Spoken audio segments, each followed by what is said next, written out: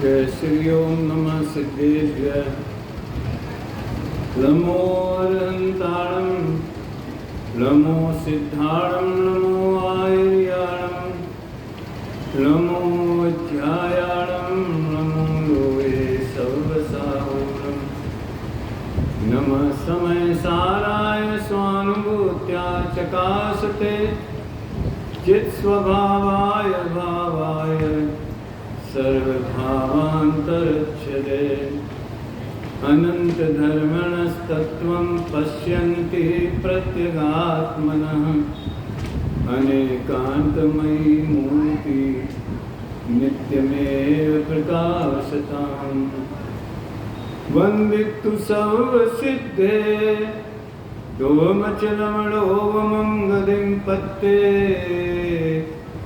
वोच्छामि समय पाहुर मिणिमो सुय केवली गणिदम्।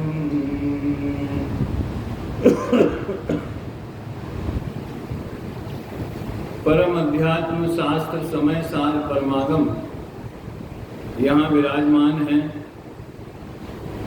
उसकी 15वीं गाथा के आधार से ज्ञानानुभूति ही आत्मानुभूति है। ये जो 13वां कलश उसके पहले आया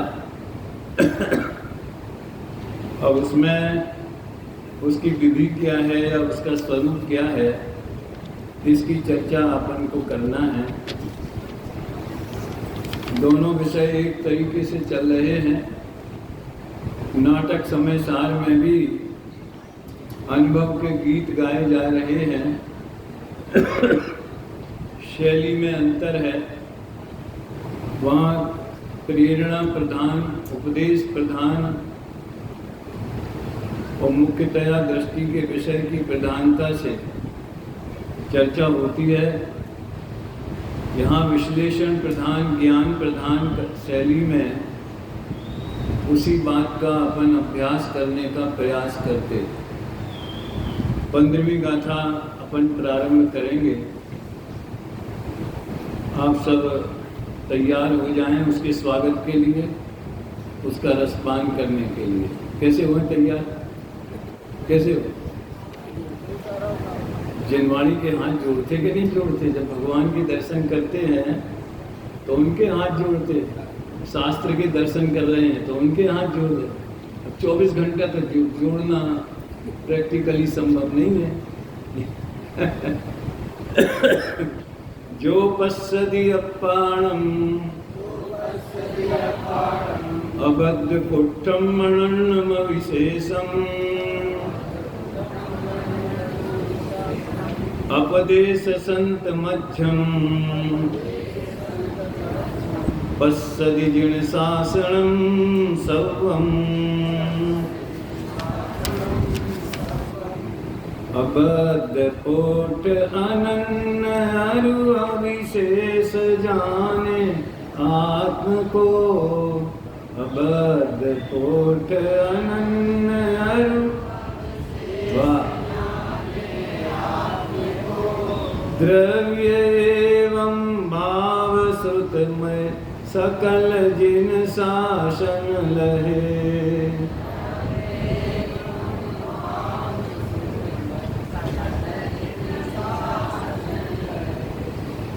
जो पुरुष आत्मा को, पुरुष माने ही आत्मा होता है, पुरु सेते, पुरुषा सिद्धू पाए में है। पुरु सेते ज्ञान दर्शन स्वभाव में जो शयन करता है, उसका सेवन करता है, उसमें ही रहता है, उसे पुरुष माने आत्मा कहते हैं। अब ये स्त्री पुरुष वाली बात बहुत स्थूल है, संयोगी पर्याय की बात। जो पुरुष भी लिखा और आत्मा भी लिखा है, तो आत्मा माने मैं। जो पुरुष आत्मा को अबद्ध स्पष्ट अनन्य अविशेष और उपलक्षण से नियत और असंयुक्त देखता है, वो संपूर्ण जिन शासन को देखता है। और वह जिन शासन बाह्य द्रव्यश्रुत और अभ्यंतर ज्ञान रूप भाव सत्य वाला है। बात बहुत सरल है लेकिन थोड़ी सी गहराई इसमें जरूर है। गहराई तो इतनी है कि हम पूरी गहराई पकड़ लें तो वो काम ही हो जाएगा। वहीं तक पहुंचना है गहराई में। एक तो इतनी बात साधारण रूप से समझने लायक है। पिछली गाथा में 5 बोल कहे थे और यहाँ 3 बोल कहे। क्यों कहे? 2 काय छोड़ दिए, उनकी जरूरत नहीं है। क्योंकि उन्हें ये बताना था कि ये जो आत्मा का अनुभव है वे संपूर्ण श्रुत ज्ञान का सार है। वो ही असली श्रुत ज्ञान है। निश्चय श्रुत ज्ञान, भाव श्रुत ज्ञान, स्वसंवेदन ज्ञान, वेद विज्ञान, आत्मज्ञान, कितने सारे नाम हैं। और वो श्रुत ज्ञान, द्रव्य श्रुत भी श्रुत ज्ञान कहलाता है और भाव श्रुत भी श्रुत ज्ञान कहलाता है। श्रुत के 2 भेद हैं, द्रव्य श्रुत और भाव श्रुत। डॉक्टर दीपक है क्या? जहाँ तक मेरा ख्याल है, मनीष जी भी नहीं है, कि द्रव्यमति और भावमति, द्रव्य अवधि और भाव अवधि, द्रव्य मना पर्याय और भाव मना पर्याय, द्रव्य केवल ज्ञान और भाव केवल ज्ञान, ऐसे भेद न सुने होंगे। इसलिए उन दोनों जो विशेषज्ञ हैं उनको याद किया गया। कोई गलती हो तो बता देना। रितेश, भाव श्रुत और द्रव्य श्रुत ये कहाँ से भेद आ गए? केवली भगवान की वाणी तीर्थंकर की धुनी गणधर ने सुनी, अंग रचे चुनी ज्ञानमयी, वो द्रव्य श्रुत है। वीर हिमाचल तेन किसी गुरु गौतम के मुख कुंड ढरी है, मोह महाचल भेद चली जग की जड़ता तप दूर तरी है। वाह, क्या बढ़िया स्तवन है। ज्ञान पयोनिधि माई रली बहु रंग तरंग निसो चरी है, तासुचि सारद गंग नदी प्रति मैं अंजलि कर शीस है। अब तो निधि निधि हो गई, वो काम हो गया। शॉर्टकट बहुत चल गया भैया है। वो एक्सेप्शन की बात थी। बहुत लंबे प्रवचन हो रहे हैं, गर्मी हो रही है, जल्दी जाना है, तो चलो भाई 2 लाइन, उसमें भी सार आ गया पूरा। लेकिन वो कभी कभी चले। जो चीज़ कभी कभी की है वो हमने परमानेंट ले ली। ऐसे ही महार्घ में होता है, ऐसे ही शांति पाठ में होता है। या जग मंदिर में अनिवार्य अज्ञान अंधेर चयो अति भारी, श्री जिन की धुनि दीप शिखासन जो नहीं हो तो प्रकाशन हारी। अर्थ तो सरल है, सबको पता है। तो किस भांति पदार्थ पाति काल रहते अविचारी, या विधि संत कहे गनीय गनीय जिन बेन बड़े उप। ये द्रव्य स्रोत है। बिजली के तार हैं, ये द्रव्य बिजली है। उसके अंदर तार में जो इलेक्ट्रिसिटी है, विद्युत प्रवाह, वो असली इलेक्ट्रिसिटी है। तो वो फेंकेंगे। प्लास्टिक के जो तार हैं, प्लास्टिक के होते, रबर के जो भी होते हो, वो द्रव्य विद्युत है। वो तो विद्युत प्रवाह का साधन मात्र है। असली तो वो है जो बार बार जाती है आती है। तार जहाँ का तहाँ कायम रहता है, प्रवाह आता है और जाता है। उसको मैं सॉफ्टवेयर की भाषा में बोलता हूँ। और जो लोग कहते हैं अमूर्तिक चीज है, आत्मा है तो दिखाई क्यों नहीं देता, आज उसी की चर्चा चल रही है। तो दिखना चाहिए ना। तुमने बिजली देखी है? देखना भी नहीं कभी छू के। समझ में आया ना? उसके द्वारा जो उसका प्रयोग होता है उसके माध्यम से समझ लेना है। सॉफ्टवेयर देखा है? ये सही घटना है। मैं छिंदवाड़ा जा रहा था नागपुर से, तो एक बगल में एक भाई नवयुवक बैठा था। उसने कहा साहब उधर मैं सॉफ्टवेयर का काम करता हूँ। तो मैंने पूछा यार सॉफ्टवेयर कहते किसको, ये बता दो मुझे आज तक उसकी परिभाषा, उसका स्वरूप समझ में नहीं आया। उसने कहा देखो भाई, ये वाली बटन दबाओगे तो बिजली जलेगी, ये वाली बटन दबाओगे तो पंखा चलेगा। ये क्या है? एक सिस्टम बना दिया इलेक्ट्रिसिटी से कनेक्शन का, उस सिस्टम का ही नाम सॉफ्टवेयर है। Very good. सॉफ्टवेयर को बिना देखे हम मान सकते हैं, बिजली को बिना देखे हम मान सकते हैं, और चेतना तो निरंतर अनुभव में आ रही है भैया। वो तो स्वसंवेदन गम्य है, वो तो हम स्वयं हैं। हम ही हिमालय हैं, हम ही गंगा हैं, समझ में आया? और हम ही उसकी लहर है। क्या बोला? तेरो घट सरता में तू ये कमल। इस तरह से ये तो द्रव्य श्रुत और भाव द्रव्य श्रुत की महिमा आ गई, इसलिए उसका आनंद ले लिया अपन ने। लेकिन अगर विद्युत प्रवाह ना हो तो इन बिजली के तारों की और इतने खंभों की और इतने यंत्र उपकरणों की क्या जरूरत? ट्रांसमीटर लगे रहते, विद्युत फेल हो जाती, चली जाती, नहीं रहती है।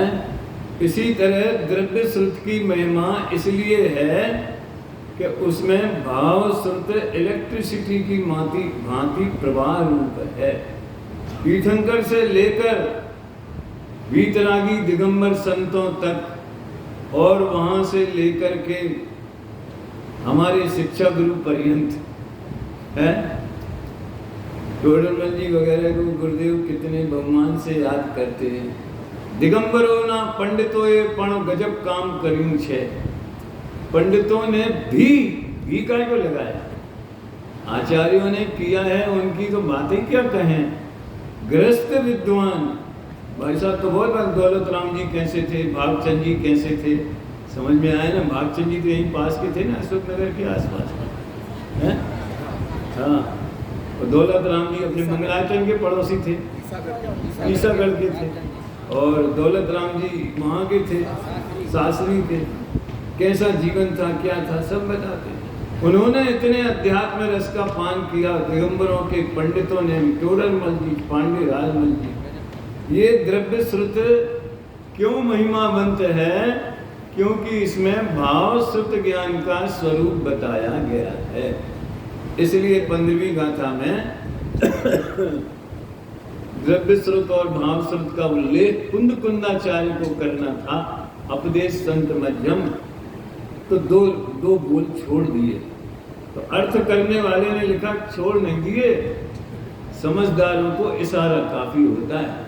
ये उपलक्षण का मतलब क्या है समझते हैं आप? उपलक्षण का क्या अर्थ होता है? कैसा प्रयोग है न्याय ग्रंथों में कि माँ मंदिर जा रही थी और उसने कहा देखो दूध रखा है, ध्यान रखना बिल्ली दूध ना पी जाए।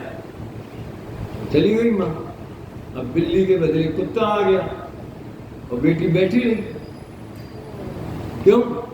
अम्मा ने तो बिल्ली की कही थी, कुत्ते की थोड़ी कही थी, और दूसरे चीजों की थोड़ी कही थी। माँ आई अरे प्रयोजन बिल्ली से सुरक्षा का नहीं है, दूध की सुरक्षा का है। सुरक्षा सामान्य और किससे सुरक्षा करना है वो विशेष। ये आज ज्ञान सामान्य और ज्ञान विशेष की कथा कहेंगे। बड़ा आनंददायक प्रकरण है। तो उपलक्षण से पांचों बोल समझ लेना। जो इन 5 भाव स्वरूप अपने भगवान आत्मा को अनुभव करता है, जिस अनुभव की चर्चा अभी अनुभव में केली करें से मार्ग में वो बात आई थे। वो जीव ने सारा जैन शासन देख लिया, अनुभव कर लिया। जैन शासन क्या, दिव्य ध्वनि से बाहर तो कोई जैन शासन है नहीं। थोड़ा और कहें तो एक बात और आती है, भगवान के ज्ञान में जितना गहन वस्तु स्वरूप भाषित होता है, वाणी में उतना नहीं आता। जे पद श्री सर्वज्ञ दीठूं ज्ञान मां, कई सक्या नहीं ते पण श्री भगवान जो। तेज स्वरूप ने अन्य वाणी तो सुन करे, गुरु आज्ञाए था सुन तेज स्वरूप जो। अनुभव गोचर मात्र रयूं ते ज्ञान जो। अपूर्व अवसर है ऐसा किस दिन आएगा। क्या रचना है, कैसे भावों से लिखी होगी। एक बार में उनकी जब अपूर्व अवसर के आप YouTube पे निकालो तो श्रीमद जी का चित्र भी आता है। शुरू में तो बाहुबली भगवान का और कोई भगवान का भी आता है, फिर बाद में और शायद उनकी पत्नी बीमार थी और वो खाट पर बैठे थे, ऐसा कुछ भी चित्र आता है। छोटी उम्र में चले गए भैया, 33 वर्ष की उम्र, तो क्या दे गए अपूर्व अवसर जैसी रचनाएं। तो ये इस गाथा की थीम में पढ़ूंगा। फिर दादा ने उसे जो सरल भाषा में लिखा है, बहुत सरल भाषा। देखो इसमें लिखा है, पहले इसमें से पढ़ता हूं। जब सामान्य ज्ञान के आविर्भाव और विशेष ज्ञाकार ज्ञान के तिरोभाव से ज्ञान मात्र का अनुभव किया जाता है। मात्र लगा देना, मात्र आजकल तो मात्र बहुत आता है, 999 रुपये 99 पैसा मात्र है। ज्ञान मात्र का अनुभव ही आत्मा का अनुभव है, क्योंकि आत्मा माने मैं ज्ञान मात्र हूँ। मात्र इसलिए लगाया कि रंग राग और भेद उसमें नहीं है, उससे भिन्न है और अनंत शक्तियों का अखंड पिंड है। अपने द्रव्य क्षेत्र काल भाव में अखंड रूप से है और रंग राग और भेद उसमें परद्रव्य क्षेत्र काल भाव आ गए। उन रूप में मैं कभी नहीं होता। आया था छठवीं गाथा में, वो ज्ञायक भाव शुभाशुभ भाव के स्वभाव रूप परिणमित कभी नहीं होता। अच्छा, तो वो ज्ञान मात्र वस्तु कहो, ज्ञान मात्र भाव कहो, स्वभाव कहो, है कि पैदा करना, अनुभव करना है तो ही है, नहीं होता तो अनुभव करने की काय को कहते। एक जयपुर शिविर का बढ़िया प्रसंग है। आदरणीय लालचंद भाई उस समय व्याख्यान कर रहे थे, उनके मुख से एक शब्द निकल गया जोरदार। क्या? करना गया, होना भी गया और है रह गया। युगल जी भी थे और ब्रह्मचारिणी गजा बहन जी, कुंभोज बाहुबली की समझ लो संचालिका, पूरे जीवन भर रही। बात समझ में आई? मुझे अनुभव करना है, ये तो बिल्कुल स्थूल भाषा है, कहने की भाषा है। और अनुभव होना है, ये भी पर्याय की बात हो गई। तो करना भी विकल्प में से हट गया, होना भी हट गया, और जिसका अनुभव करना है वो है। दादा बहुत कहते हैं कि दो अर्थ होते है, माने वर्तमान भी होता है, माने त्रिकाली भी होता है। इस प्रसंग में थोड़ा एक मैं मैसेज देना चाहता हूँ। जिस दिन संजय का प्रवचन हुआ था, एक उसके एक दिन बाद एक विद्यार्थी था यहीं का, उसका प्रवचन, भैया जितने 2 प्रवचन हुए ना, एक आध अपवाद छोड़ के सब दी बेस्ट डिस्टिंक्शन मार्क लाए। वो बड़ा अच्छा गाथा पढ़ी, वो गाथा की पंक्तियाँ जो भी होना चाहिए, फिर उसमें एक थोड़ा मुझे विकल्प आया कि अनुभव तो करना पड़ेगा, तो वेद ज्ञान करना पड़ेगा, स्वाध्याय करना पड़ेगा। समझ में आया? तो मुझे किसी को कहा मैंने, यार उससे कहना मुझे मेरे पास भेजे। तो देखो भैया, ये पड़ेगा वाली जो बात है ना, ये तो बोझे वाली बात है, मजबूरी इसमें आ जाती है। ये भाषा सही नहीं है, उसका भाव भले सही हो, संजय भाषा सही नहीं है, पड़ेगा क्यों? अब भूख तेज लगी है तो हम उल्लास पूर्वक भोजन की ओर बढ़ते हैं कि भोजन तो करनी पड़ेगा। अरे विषय कषाय के रसिक जीवों की बात है, ज्ञानियों को तो करनी पड़ता है। समझ में आया ना? बच्चे को क्रिकेट की रस लगी है, कब परीक्षा समाप्त हो तो कब बल्ला लेके दौड़ूं, कब खेलना पड़ेगा कि खेलने दौड़ेगा। समझ में आया? तो ये प्रकरण जो है वेद विज्ञान का, तो क्या हुआ? ज्ञान सामान्य ज्ञान के आविर्भाव और विशेष ज्ञेयाकार ज्ञान के तिरोभाव से ज्ञान मात्र का अनुभव किया जाता है, तब ज्ञान प्रगट अनुभव में आता है। प्रगट किसका विशेषण बनाया? अनुभव का। स्वसंवेदन अनुभव, स्वानुभव, प्रत्यक्ष बोलते हैं ना। ज्ञान तो प्रगट है ही है, और ज्ञान का परिणमन भी अनादि अनंत त्रिकाल चालू है। इसके लिए संवर अधिकार को अपन को याद करना चाहिए कि उपयोग में उपयोग है, उपयोग में उपयोग है। तो पहला वाला उपयोग यानी जानन क्रिया, दूसरा वाला उपयोग माने ज्ञायक भाव, ऐसे अर्थ किए गुरुदेव ने हैं। पहला वाला उपयोग माने जानन क्रिया और दूसरा वाला उपयोग माने ज्ञायक भाव। तो जानन क्रिया में कौन है, इसकी और चर्चा आएगी 7वीं 18वीं गाथा। मैं कोशिश करूंगा कल से अपन वहां तक पहुंच जाएं। आज तो इसके साथ से चर्चा करेंगे। 2 बातें आई, 4 शब्द हैं भैया, उनका अर्थ समझ लें पहले, फिर मैं इसमें से पढ़ूंगा। 4 शब्दों का अर्थ समझ लें। ज्ञान सामान्य और ज्ञान विशेष, आविर्भाव और तिरोभाव। 4 शब्द हैं। देखो, जब सामान्य ज्ञान के आविर्भाव और विशेष ज्ञेयाकार ज्ञान के तिरोभाव से क्या होता है? ज्ञान मात्र का अनुभव किया जाता है, तो ज्ञान प्रगट अनुभव में आता है। अनुभव किया जाता है तो अनुभव में आता है। देखो, षट कारक की भाषा में कर्ता, कर्म, क्रिया ये भूला जाता है। एक अनुभव किया, अनुभव की क्रिया, समझ में आया ना। और अपन उस पर्याय को अपने स्वकाल में सहज होती है इस दृष्टि से देखो तो हुई। सम्यक दर्शन किया ऐसा भी बोलते हैं, और सम्यक दर्शन हुआ ऐसा भी बोलते हैं। कर्ता बुद्धि नहीं थी इसलिए हुआ, और व्यवहार में ऐसा बोलेंगे, कर्ता कर्म का भेद करेंगे तो सम्यक दर्शन किया। बहुत ज़्यादा चक्कर नहीं है इसमें, बहुत सिंपल सरल बात है, पंचामृत को कोर जैसी। तथापि जो अज्ञानी है, अभी बात पूरी नहीं हुई थी, पहले ज्ञानी होने की विधि बताई। लेकिन ये जीव आज तक ज्ञानी क्यों नहीं हुआ? ये बात तो 19वीं गाथा के पहले जो टीका है ना, 7वीं 18वीं के बाद और 19वें के पहले। अनादि से ये जीव ज्ञान स्वभावी तो है ही, तो भी एक क्षण मात्र भी ज्ञान का स्वाद नहीं लिया। वाह वाह, गजब बात, स्वाद नहीं लिया। एक कहावत है दुनिया में, पानी में मीन प्यासी, मुझे सुन सुने आवे हांसी।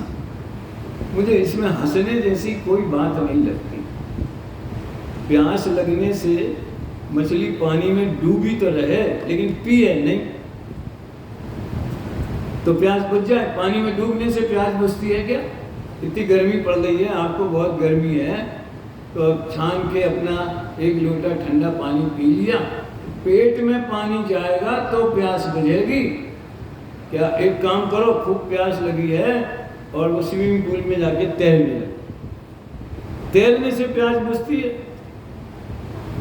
पूरे इतना सैकड़ों लीटर पानी वहाँ है, उसमें हम डूब गए, पूरे नहीं डूबे। समझ में आया ना? तैरने लगे तो प्यास बुझ जाएगी कि 1 लोटा पानी पेट में जाएगा तो प्यास बुझेगी। ये बात मैं क्यों कह रहा हूँ? इसलिए कह रहा हूँ कि अज्ञानी ज्ञान स्वभाव उसके वस्तु स्वरूप में, उसके परिणमन में नहीं है, ऐसा नहीं है। ज्ञान तो सबके पास है, ज्ञानमय है सभी, तो भी जीव अज्ञानी क्यों है? उसका कारण सुनने लायक है। तथापि जो अज्ञानी हैं, ज्ञेयों में आसक्त हैं। आवाज आ रही कि नहीं? पीछे तक आ रही है भैया? Very good. जो ज्ञेयों में आसक्त हैं, उन्हें वो स्वाद में नहीं आता।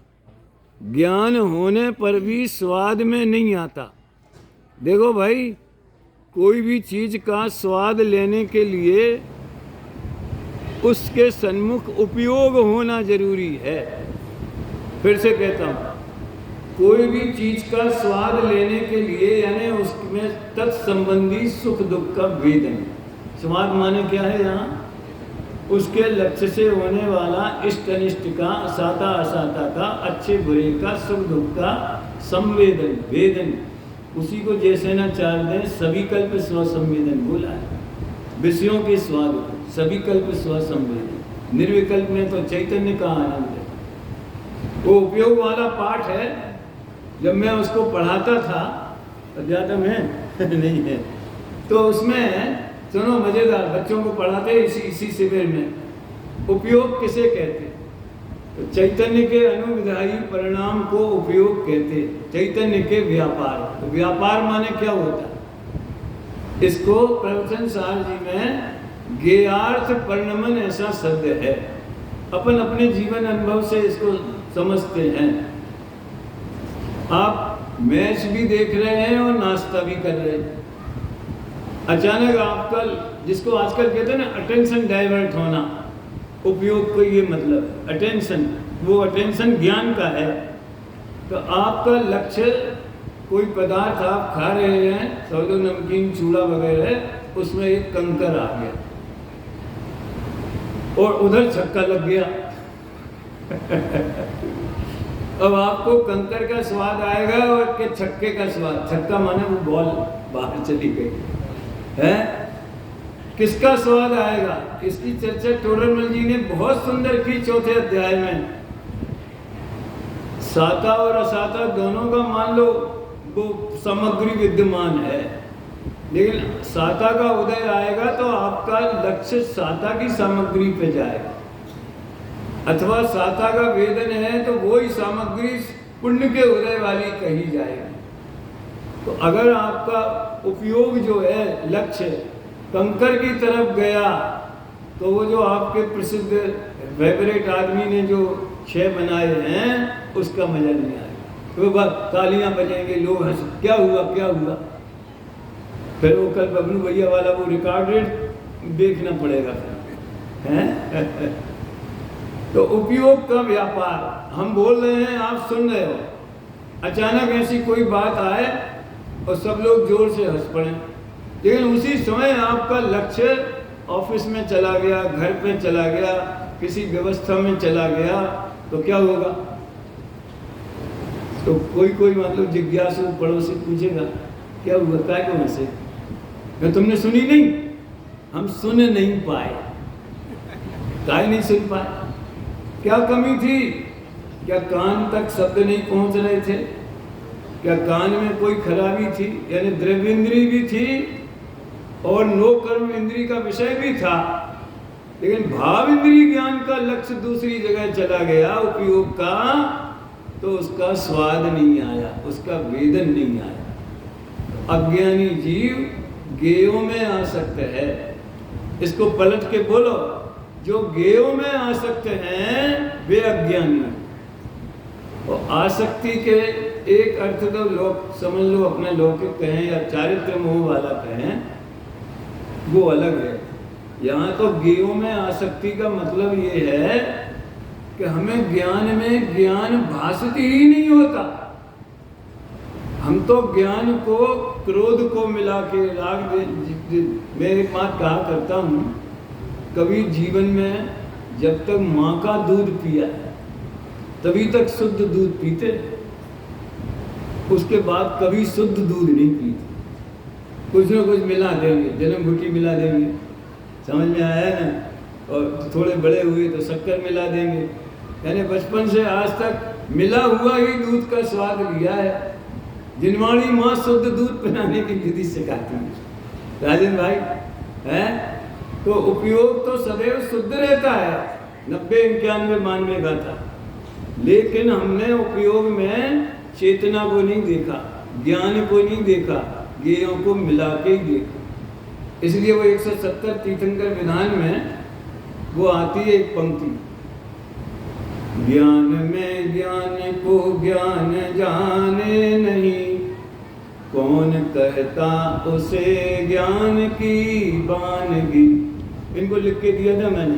इसमें द्रव्य गुण पर्याय कहाँ है?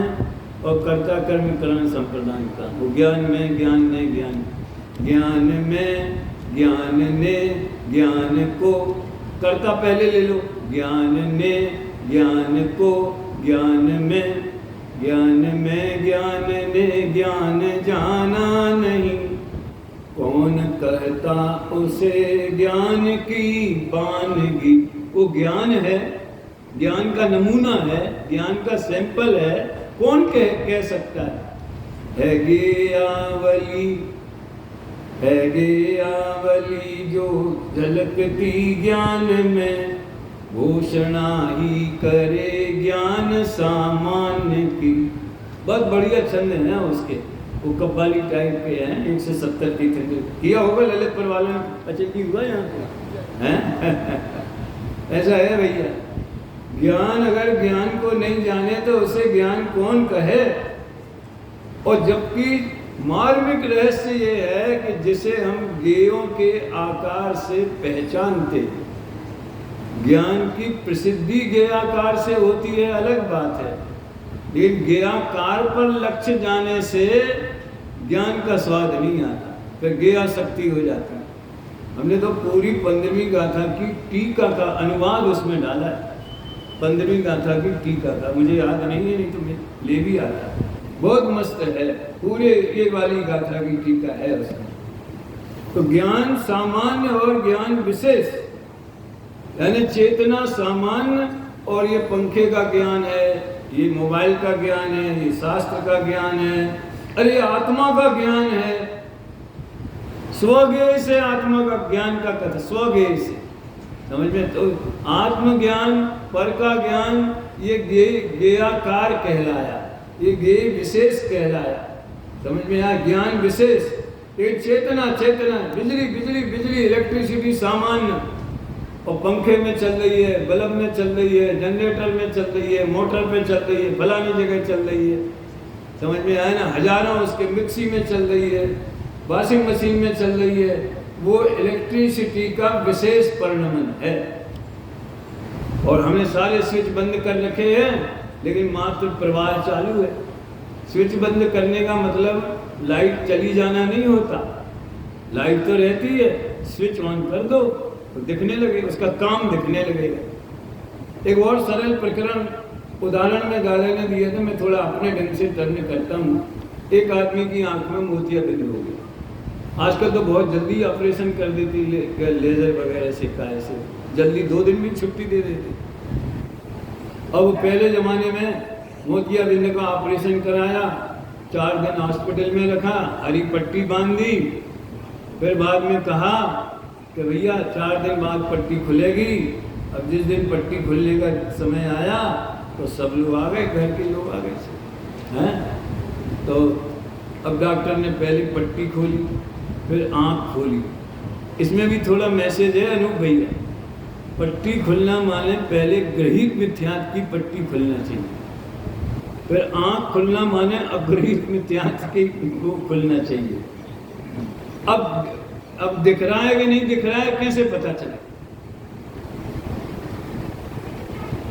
क्या बोला? तो डॉक्टर ने क्या किया, 2 उंगलियां दिखाई, पूछे ये क्या है, कि 2 उंगली है। तो सब लोग खुश हो गए, भाई बहन माँ पिता जितने लोग आए थे लुआ जाने के लिए, सब अरे वाह वाह डॉक्टर साहब धन्यवाद, आप तो भगवान हो, ऐसे हो, आपकी कृपा से ज्योति आ गई। मेरी समझ नहीं आया कि 2 उंगली दिखने से इतनी खुशी है, अगर 2 की 4 दिखती तो ज्यादा खुशी होती। खुशी किस बात की है? 2 उंगली दिखी, इसकी खुशी है कि 2 उंगली दिखने के माध्यम से हमने ये जाना कि आंखों में देखने की शक्ति, जिसे अपन ज्योति कहते हैं, वो वापस आ गई। तो हम सामान्य ज्ञान पर मोहित हुए। 2 दिखें 4 दिखें, जो सामने है वो सही सही दिखना चाहिए। बस वो इसलिए दिखना चाहिए कि हमें मालूम पड़ जाए कि हाँ चेतना का परिणमन है, मतलब आंखों में ज्योति है। ऐसे ज्ञान में ये दिख गया, ज्ञान में ये दिख गया, कौन दिखा उसकी कीमत नहीं है। समझ में आया? कौन दिखा इसकी महिमा तो ज्ञान को खंडित करता है।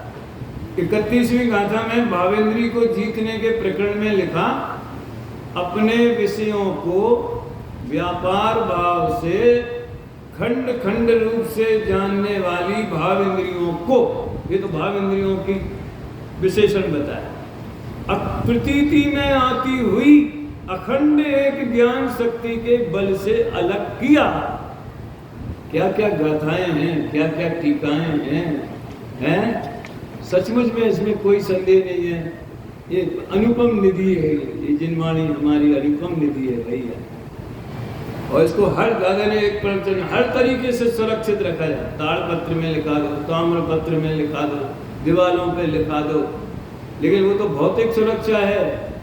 आज हजारों हैं, कल को लाखों तैयार हो जाएं पढ़ने पढ़ाने वाले, वो तो चली आएगी, तो पीढ़ियों दर पीढ़ी चली आएगी। हम तक कैसे आए? पढ़ने पढ़ाने की परंपरा से ही तो आई। तो ज्ञान सामान्य माने ज्ञान का जानन रूप क्रिया, किसको जानना उसके मतलब नहीं। और ज्ञान विशेष माने वही ज्ञान है, दूसरा नहीं पैदा होगा उसी समय। जैसे इलेक्ट्रिसिटी इसी समय है, लेकिन अपने अपने विशेषों में व्याप्त है, बल्ब में व्याप्त है, मोटर में व्याप्त है, दुनिया भर में व्याप्त है। समझ में आया ना? इसी प्रकार से चेतना का प्रवाह निरंतर चलता है। कभी किसी के एक को जानती, कब किसको जानेगी?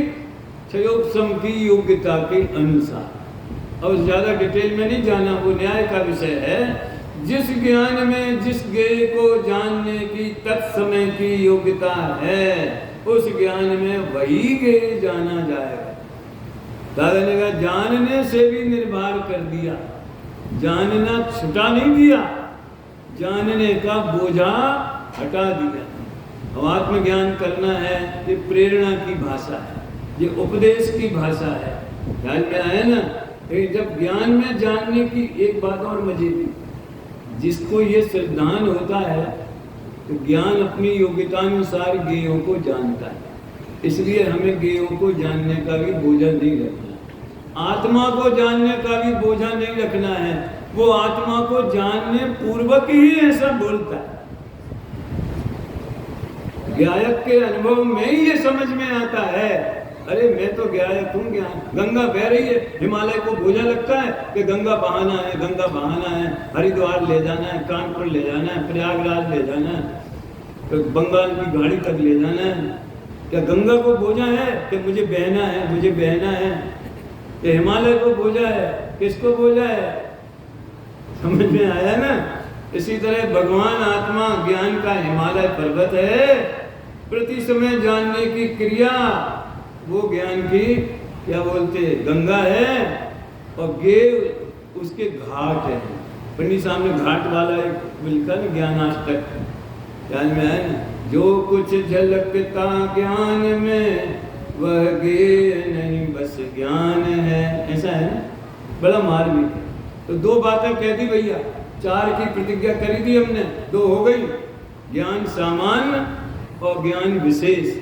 गेयाकार ज्ञान, उसको गेयाकार इसलिए कहते हैं कि गेय जैसा आकार बनता है, लेकिन गेय जैसे आकार में भी रॉ मटेरियल कौन है? ज्ञान है। तो वो ज्ञान का ही परिणमन हो गया काम। ज्ञान गेयों में जाता नहीं, गेय ज्ञान में। इसी अपेक्षा से कहते हैं कि ज्ञान पर को नहीं जाना। वो बात हवा में उड़ाने लायक नहीं है। वो ज्यादा जिद करने से वो बात थोड़ी बदनाम हो गई। समझ में आया ना? प्रस्तुतिकरण में थोड़ा भार ज्यादा पड़ गया, नस्तर ज्यादा चल गया। वो नाखून काटना था तो जरा ज्यादा ही कट गया, तो वो अंदर के वहां तक पहुंच गया, इसलिए थोड़ी समस्या हो गई।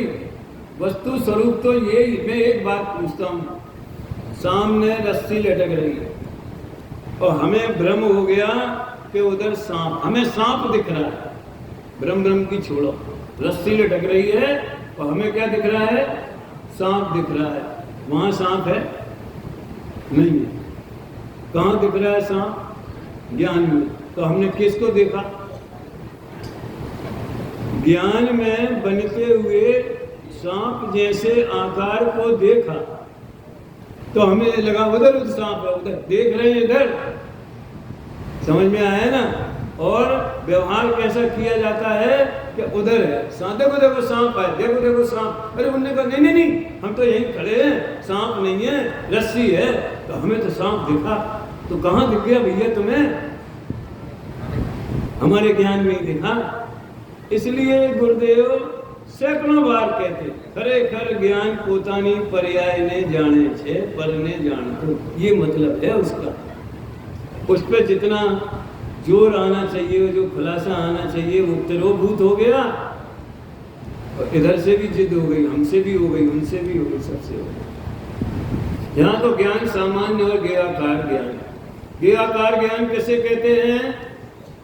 ज्ञान में ज्ञेयों के निमित्त से और ज्ञान की योग्यता से जो भिन्न भिन्न आकार दिखाई पड़ते हैं, यानी पदार्थ झलकते हैं। अरे ग्रंथों में तो ऐसा आता मानो डूब गए हों, उत्कीर्ण हो गए हों, समा गए हों। मानो, मानो माने हिंदी में मानो माने क्या होता है? उत्प्रेक्षा अलंकार में मानो माने क्या होता है? नहीं मानो। जरा सा पानी बरस जाए तो इंद्रदेव प्रसन्न हो गए हैं, मानो इंद्रदेव बरसात कर रहे। अरे मानो मतलब ऐसा अलंकारिक भाषा में उत्प्रेक्षा अलंकार बोलते। ये 3 छत्र त्रयम तर्ववे भाति, वो है ना वो भक्तामर में। मानो वे छत्र घोषित करते हैं, हे नाथ 3 लोक के स्वामी एक आप ही हैं। समुसरण स्तुति लिखी पंडित हिम्मत भाई ने, हमने उसका पद्यानुवाद किया। वो बड़े सुंदर अलंकार हैं। जो वृक्षों की डालियां हिलती हैं, मानो वो जनता को बुला रही हैं, आओ आओ आओ, सच्चा सुखी होने का मार्ग है। तो ज्ञान सामान्य और ज्ञेयाकार ज्ञान। तब आविर्भाव और तिरोभाव बहुत कठिन नहीं है। आविर्भाव माने प्रकट होना, तिरोभाव माने इग्नोर कर देना, गौण कर देना, निषेध नहीं, गौण कर देना, वो सच्चा तिरोभाव। देखो ऐसा है, ज्ञान सामान्य ज्ञेयज्ञान आविर्भाव वगैरह का। पहले मान लो आप टीवी देख रहे, कभी कभी क्या होता है, अभी तो सिस्टम बहुत बदल गए और उधर से वो चैनल की वो कनेक्शन ले लिया है। अब इधर लाइट चली गई, समझ में आया ना। तो टीवी तो चालू है और दिख नहीं रहा है कुछ भी, क्योंकि वो पिक्चर नहीं आ रही है, चित्र नहीं आ रहा है। तो वो जो सामान्य जो लाइट है वो प्रकट हो गई, चमक, स्क्रीन चमक रही है खाली, वो प्रकट हो गई और अचानक वहां भी लाइट आ गई। ये लगभग 15-20 साल पहले की बात कर रहा हूँ मैं। अभी भी जिनके यहाँ कनेक्शन लेते हैं ना वो, तो वो जानते होंगे। और फिर जब लाइट आ गई तो चित्र दिखने लगे, तो ज्ञेयाकार का आविर्भाव हो गया। यानी हमारा लक्ष्य चेतना मात्र, ज्ञान मात्र पर जावे तो वो हो गया ज्ञान सामान्य का आविर्भाव, अनुभव में आना। और हमारा लक्ष्य बाह, कितना बढ़िया आकार, कितना सुंदर हाथी बनाया है पत्थर का। आजकल तो वो अपने पंच कल्याणकों में भी काय का बनता है, वो ट्रक के ऊपर आ जाता है, फाइबर का काय का बनता है ना, कई जगह देखा हमने। अब वो वाले हाथी बंद हो गए, अच्छा हुआ, समझ में आया ना। एक पंच कल्याण में हमने देखा था भैया, तो पब्लिक तो वो कपड़े जैसी चप्पलें होती ना, जो बहुत सिंपल होती, मतलब रोजाना नहीं पहनी जाती, तो धूप से बचने के लिए पब्लिक तो वैसी पहने, डामर पिघल रहा है और हाथी पे जुलूस निकल रहा है। और पागल न हो जाए हाथी तो क्या होगा, समझ में आया। अभी पशुओं का प्रयोग अपने यहाँ लगभग बंद हो गया, ये बड़ी प्रसन्नता की बात है। हमें तो आविर्भाव और तिरोभाव की बात करनी है? बस एक पंक्ति कह के मैं पूरी करता हूँ। ज्ञेयाकार ज्ञान में भी कलाकार ज्ञान है। ये 2 ही पंक्तियां पैदा हुई, उसके आगे बना ही नहीं क्या? ज्ञेयाकार ज्ञान में भी कलाकार ज्ञान है। वो किसकी कला है? ज्ञान में जो दिख रहा है, ये पंखा, ये महल, ये मकान सामने नहीं हो तो भी स्मृति में, समझ में आया ना। जो कुछ भी ज्ञान में चित्र बन रहा है वो कला किसकी है? पदार्थ की कि ज्ञान की? ज्ञाकार ज्ञान में भी कलाकार ज्ञान है। ज्ञान में जो ज्ञान जाने वो ही भगवान है। आत्मा अनादि से ज्ञायक है, सुखदायक है। तो ज्ञाकार में ज्ञान को देखो, ज्ञ को मत देखो, आकारों को मत देखो। सोनी बन जाओ, सोनी स्वर्णकार है, हार की डिजाइन मत देखो, उसमें सारी दुनिया ये प्रयोग करती। विशेषों में सामान्य देखना सबको आता है और सामान्य के विशेष रूप प्रयोग करना सबको आता है। पहले मैंने कहा था निश्चय व्यवहार भी सबको आते हैं, तो फिर सभी ज्ञानी काहे नहीं हो गए? अरे स्वभाव में नहीं लगाते, उसके माध्यम से भेद विज्ञान नहीं करते, स्वभाव की चर्चा नहीं आती। विषय कषायों में ज्ञाकार ज्ञान समझ में आया ना? उसमें सब उसको जान, सामान्य क्या है, विशेष क्या है, ये सब जानते। मंत्री तो बन गए, मंत्री सामान्य, और रेल मंत्री, गृह मंत्री विशेष हो गया। समझ में आया ना? सब में लगा लेना है, सारी दुनिया में लगता है। वाहन कोई बनाओ भैया, कोई व्हीकल बुला लो, रिक्शा वो विशेष हो गया, स्कूटर वो विशेष हो गया। पहले सामान्य विशेष के प्रयोग से हम सब परिचित हैं। जरूरत तो केवल इसकी है कि 9 तत्वों का भेद वो चैतन्य का विशेष वर्णन है, और उसमें चेतना 9 तत्वों के समझ लो उपकरणों में, आकारों में एक चैतन्य सामान्य ही व्याप्त। समय सार की सबसे बड़ी देन ये है कि वो विशेषों में सामान्य का दर्शन कराता है। आगे वो दादा का रह गया, कल उसकी चर्चा करके अपन आगे बढ़ेंगे। अभी यही विराम लेते हैं। सहजानंदी शुद्ध स्वरूप